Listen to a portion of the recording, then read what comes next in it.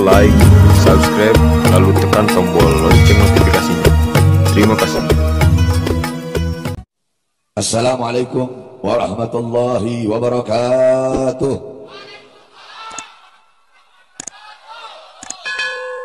Alhamdulillah wassalatu wassalam ala Rasulillah Muhammad ibn Abdullah wa ala alihi wa sahbihi wa man walah. Wa ba'd. Yang saya cinta, yang saya muliakan para alim ulama, para habaib, para kiai, para asatid, para tokoh masyarakat, segenap aparat pemerintah, wabil khusus segenap panitia peringatan Isra Mi'raj baginda Nabi besar Muhammad.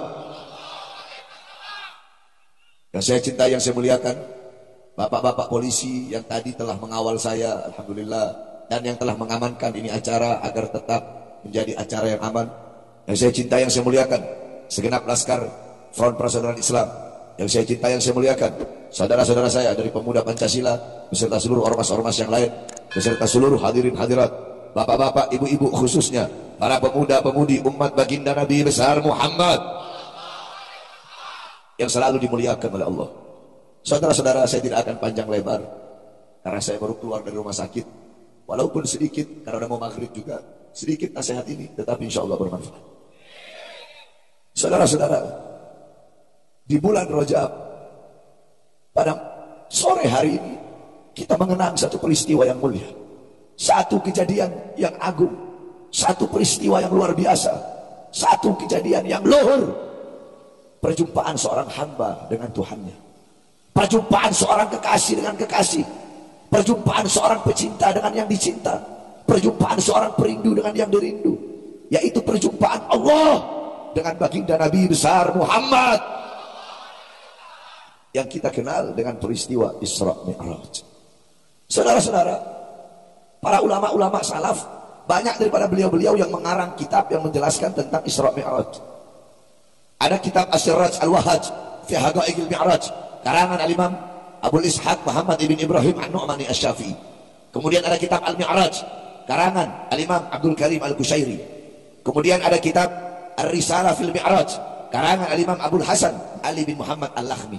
Kemudian ada kitab Ayatul Kubra fi Syarah Qissatil Isra, karangan Al-Imam As-Suyuti.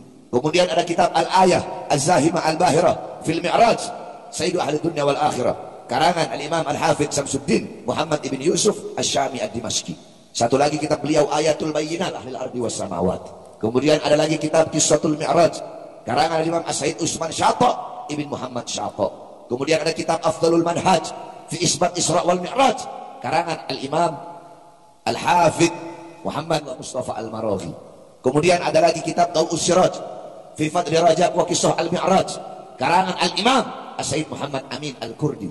Kemudian ada kitab Minhajus Syami Mukhtasar Mi'rajus Syami, karangan Al-Imam Asy-Syaikh Yusuf bin Ismail An-Nabhani.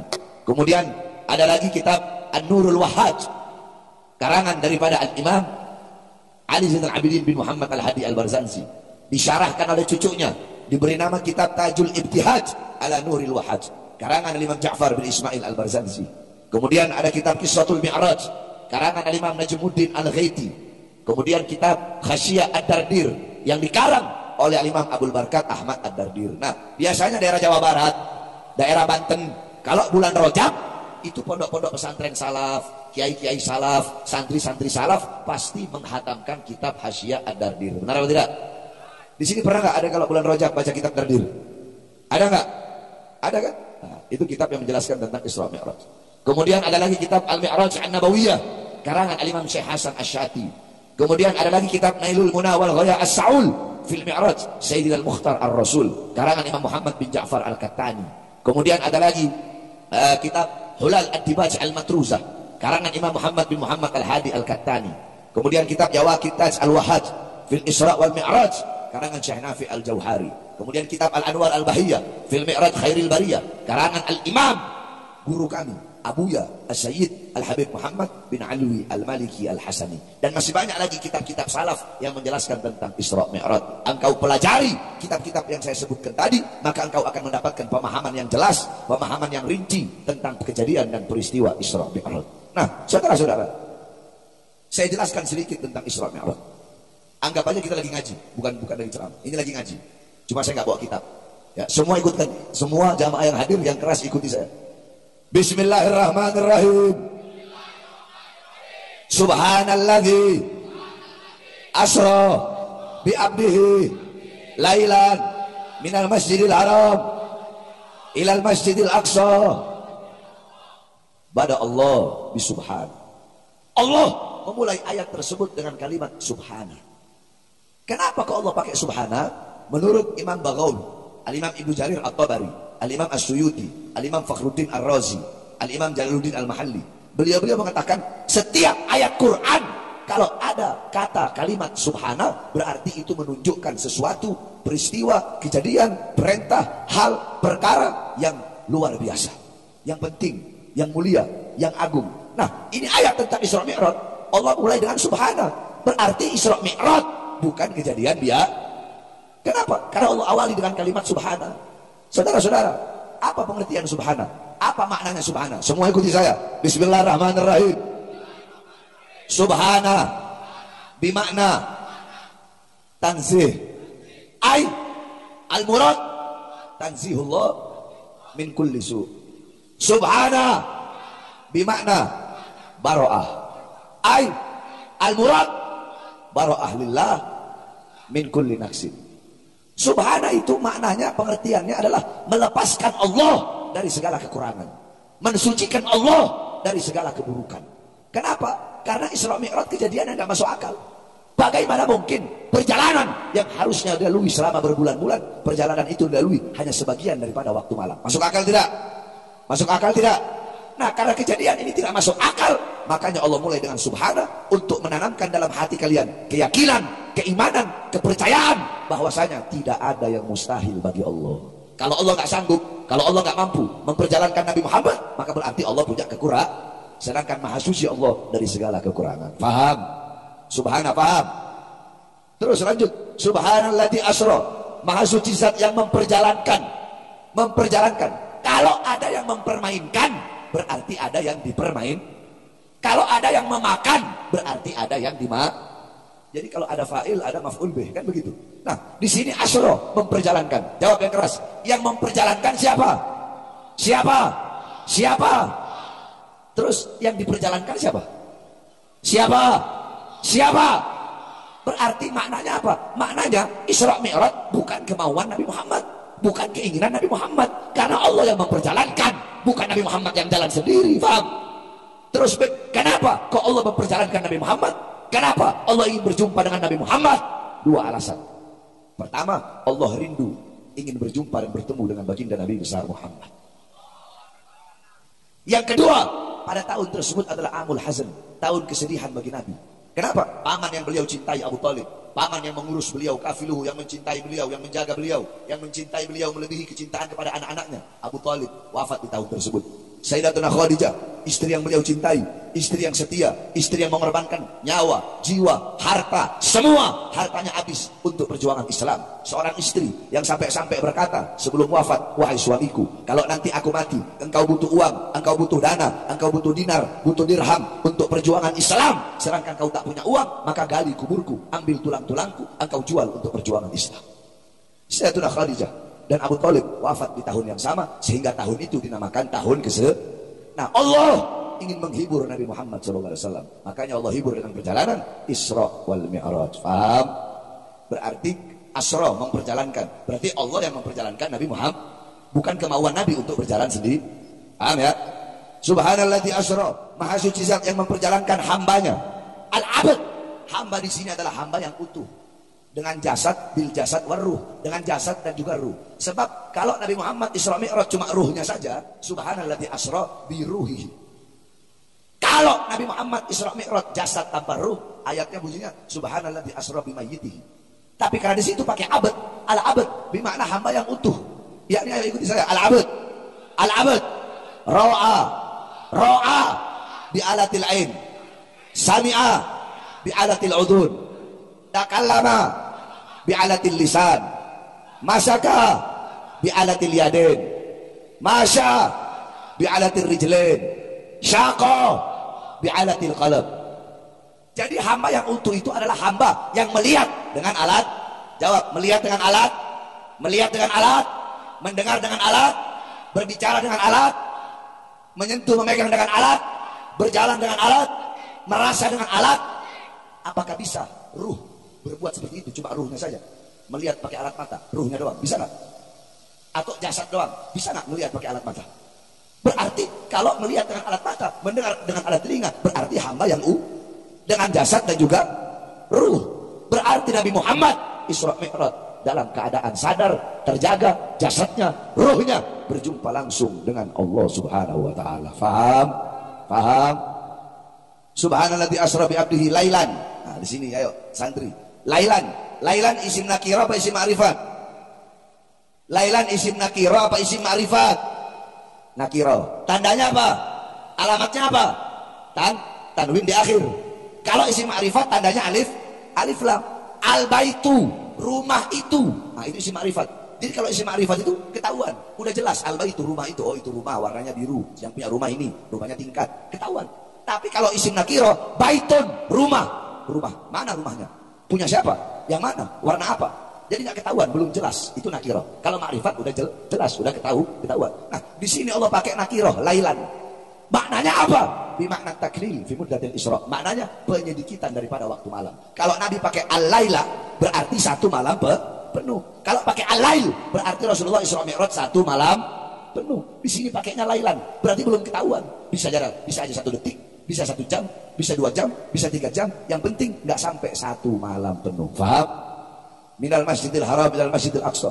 Dari tempat yang mulia ke tempat yang mulia, dari tempat yang baik ke tempat yang baik, dari tempat yang suci ke tempat yang suci. Sebagaimana dalam hadis qala Rasul, la tushaddur rihal illa ila thalatha masajid, masjidil hada wa masjidil haram wa masjidil aqsa. Tidak ada bepergian yang lebih utama selain pergi ke 3 masjid, Masjidil Haram, Masjid Nabawi dan Masjid Aqsa. Nah, Nabi Muhammad beliau Isra dari yang tempat yang mulia ke tempat yang mulia, dari tempat yang agung ke tempat yang agung, sampai beliau Mi'raj berjumpa langsung dengan Allah. Untuk apa? Untuk menerima satu perintah yang mulia, untuk menerima satu perintah yang agung, satu perintah yang penting, perintah yang dimana ketika Allah memerintahkan perintah-perintah yang lain cukup melalui Quran. Contoh, ketika Allah perintahkan puasa cukup melalui Allah perintahkan haji cukup melalui Allah perintahkan sedekah cukup melalui. Tapi ketika Allah perintahkan perintah yang satu ini, perintah yang utama, perintah yang sangat penting, tidak cukup lewat Quran, Allah undang langsung Nabi Muhammad untuk menerima perintah tersebut. Apa itu? Sholat. Makanya sholat itu sangat penting, saudara-saudara. Coba saya tanya sama Pak Polisi. Pak Polisi kalau mau nyuruh anak buahnya perintah yang biasa-biasa, cukup lewat WhatsApp kan? Tapi kalau mau suruh perintah yang penting, atensi, nggak mungkin lewat WhatsApp. Hei, ayo kalian datang berjumpa dengan saya, ketemu langsung, baru dikasih perintah langsung, ya kan? Nah, begitu pun di perintah sholat. Perintah yang lain cukup melalui Quran, tapi ketika perintah sholat tidak cukup melalui Quran. Allah undang langsung untuk berjumpa, untuk menerima perintah tersebut. Karena begitu pentingnya sholat. Makanya jaga kau punya sholat, bapak-bapak, ibu-ibu. Perhatikan kau punya sholat. Jaga kau punya sholat, perhatikan. Sholat yang menentukan bahagia, bergembira, atau susahnya engkau dunia akhirat, yang menentukan adalah sholat. Selamat atau celakanya engkau dunia akhirat, yang menentukan adalah sholat. Mulia atau hinanya engkau dunia akhirat, yang menentukan adalah sholat. Beruntung atau ruginya engkau dunia akhirat, yang menentukan sholat. Yang menentukan engkau mati dalam keadaan baik atau dalam keadaan buruk, yang menentukan adalah sholat. Sholat menentukan engkau mati dalam keadaan husnul khatimah atau su'ul khatimah. Sholat menentukan engkau dalam kubur dikasih azab atau dikasih rahmat. Sholat yang menentukan engkau dibangkitkan dalam keadaan baik atau dalam keadaan buruk. Sholat yang menentukan di padang mahsyar engkau akan tenggelam dalam lautan keringat atau akan dinaungi dengan cahaya Allah. Itu semua yang menentukan adalah sholat. Sholat yang menentukan ketika melewati jembatan Shiratal Mustaqim, engkau akan selamat atau engkau akan celaka. Saya nggak bisa sholat awal waktu, nggak bisa sholat awal waktu, sholat tengah waktu. Nggak bisa sholat tengah waktu, nggak bisa sholat tengah waktu, sholat akhir waktu. Nggak bisa sholat di masjid, sholat di rumah. Nggak bisa sholat jamaah, sholat sendiri. Nggak bisa sholat berdiri, sholat duduk. Nggak bisa sholat duduk, sholat di. Yang penting jangan tinggalkan sholat. As-sholatu ra'sul ibadah. Semua ikuti saya. As-sholatu ra'sul ibadah. Sholat itu adalah kepala ibadah. Amal-amal ibadahmu yang lain itu ekor, kepalanya adalah sholat. Saya tanya, kepala ngikut ekor atau ekor ngikut kepala? Ekor yang ikut kepala. Berarti baik atau buruknya, sempurna atau tidaknya amal ibadahmu itu tergantung daripada kau punya sholat. Kalau sholatmu baik, sholatmu bagus, maka seluruh amal ibadahmu baik walaupun sedikit. Paham? Ibadahmu sedikit tapi sholatmu baik, maka seluruh amal ibadah yang sedikit itu akan jadi baik. Sebaliknya, amal ibadahmu banyak tapi sholatmu bolong-bolong, sholatmu rusak, sholatmu tidak sempurna, maka amal ibadah yang banyak itu juga akan rusak dan itu juga tidak akan sempurna. Paham? Ada satu cerita, ada seekor sapi. Ini sapi membanggakan dirinya. Ini sapi bilang, aku dagingku besar, banyak, manfaat dimakan banyak orang, setidaknya aku lebih mulia dari kambing. Kambing bilang, walaupun aku lebih kecil dari sapi, badanku juga, dagingku bisa dimakan, sehat, susuku bisa diminum, setidaknya aku lebih mulia daripada ayam. Apa kata ayam?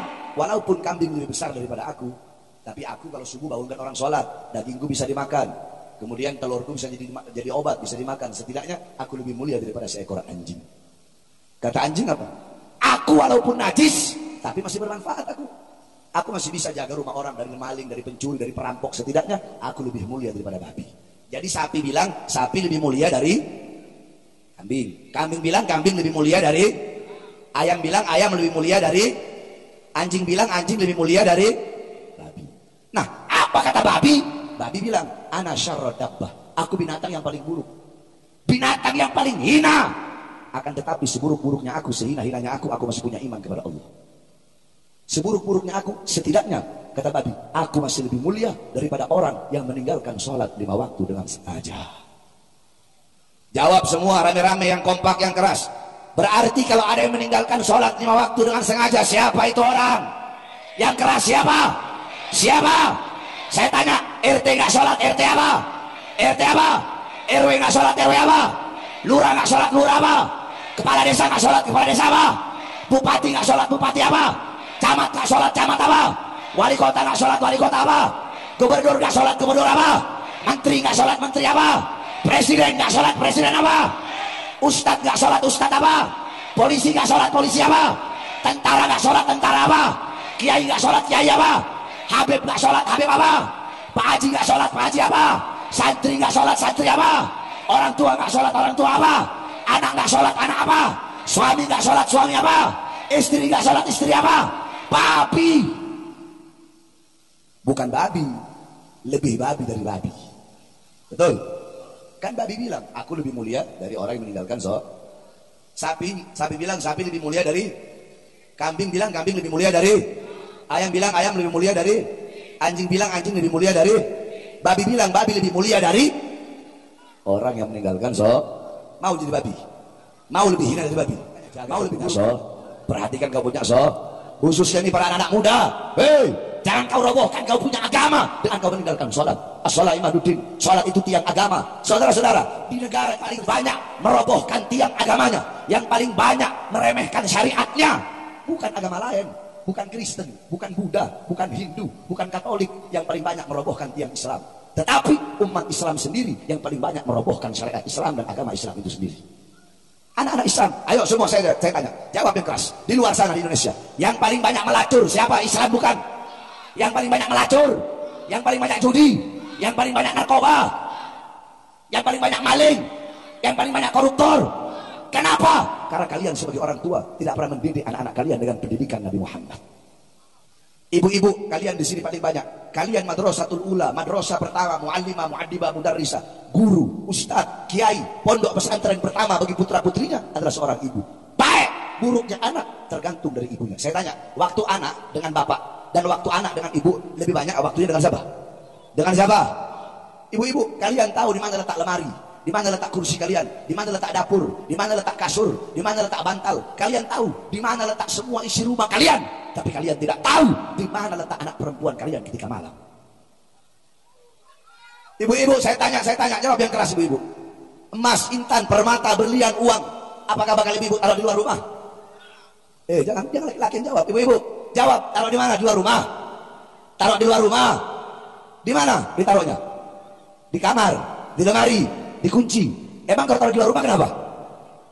Dimaling, dicolong, dirampok, diambil orang. Emas, intan, permata, perhiasan, uang kalian kunci rapat-rapat dalam lemari. Tapi kenapa anak-anak perempuan kalian umbar seperti binatang?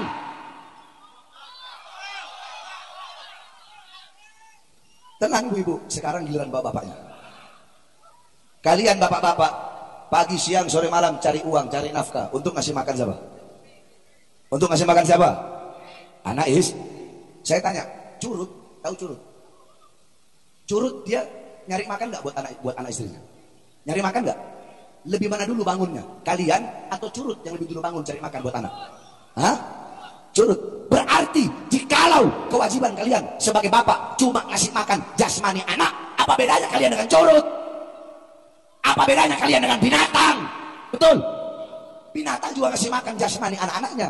Ada yang lebih penting, ada yang lebih kalian utamakan, ada yang lebih kalian dahulukan. Apa? Memberi makan jiwa dan hati anak-anak kalian. Apa makanan jiwa? Apa makanan hati? Ilmu. Hati 3 hari gak kena ilmu, hati menjadi mati. Maka tanyakan kepada diri kalian sebagai orang tua, telah berapa lama kalian menjadi sebab hati anak-anak kalian mati? Oleh karenanya saya wasiat yang terakhir kepada para pemuda-pemudi Islam, jaga kau punya sholat, ramaikan masjid-masjidmu untuk tegaknya tiang Islam, untuk tegaknya pondasi Islam. Wahai para pemuda-pemudi Islam, jadilah pemuda-pemudi Nabi Muhammad. Kalian harus punya mental baja, jangan mentalnya kayak mental kerupuk. Tahu kerupuk? Kena air melempem. Kalian harus jadi anak-anak muda yang menyampaikan kebenaran, menegakkan keadilan, melawan para pengkhianat-pengkhianat bangsa, melawan para pelacur-pelacur berdasi, melawan para pelacur-pelacur agama. Jangan pernah kalian tunduk kepada kezaliman, tunduk kepada ketidakadilan, tunduk kepada kemungkaran. Saudara-saudara, saya tanya kepada kalian, apa yang telah kalian korbankan untuk Islam? Apa yang telah kalian korbankan untuk agama, untuk bangsa, untuk negara? Pernah kalian diborgol tangannya, diborgol perutnya, diborgol kakinya? Pernah kalian percobaan pembunuhan lagi di jalan, di tol, terus tiba-tiba mobil kalian ditembak? Pernah kalian waktu di penjara dicoba untuk diracun? Terus apa yang telah kalian perjuangkan untuk Islam? Apa yang telah kalian perjuangkan untuk agama? Saudara-saudara, coba kalian lihat bagaimana perjuangan kami, perjuangan Habib Rizik, perjuangan para ustadz, para kiai dan para ulama. Habib Rizik, beliau di masa tua organisasinya dibubarkan, 16 karyanya, 6 muridnya, 6 pengawalnya wafat, saudara-saudara, dibantai, ditembak, dibunuh. Putri-putri beliau pergi hijrah ke Mekah, hijrah terasing dari tanah airnya sendiri. Di masa tua beliau masuk dalam penjara. Saya 9 kali masuk penjara. 2009 saya masuk kasus kota, 2010 saya masuk kasus Mbah Priuk, 2011 saya masuk kasus Ahmadiyah, 2012 saya masuk kasus Gemos, 2018 saya masuk kasus Habib palsu, 2020 saya masuk. Baru keluar 2 hari, saudara-saudara, sudah ditangkap lagi, dibawa ke Nusa Kambangan. Baru 2 hari bebas, baru 2 hari. Di Nusa Kambangan diborgol tangan saya, diborgol perut saya, diborgol kaki saya. Dari borgol tangan nyambung ke perut, borgol perut nyambung ke kaki. Cukup sampai di situ? Tidak. 2021 saya bebas. Belum sampai 1 bulan bebas, udah ditahan lagi. Kenapa? Karena ceramah saya yang membela 6 laskar yang wafat. Baru keluar sekitar 5 bulan lalu. Makanya saya tanya, apa yang sudah kalian korbankan untuk agama ini, untuk bangsa, untuk rakyat?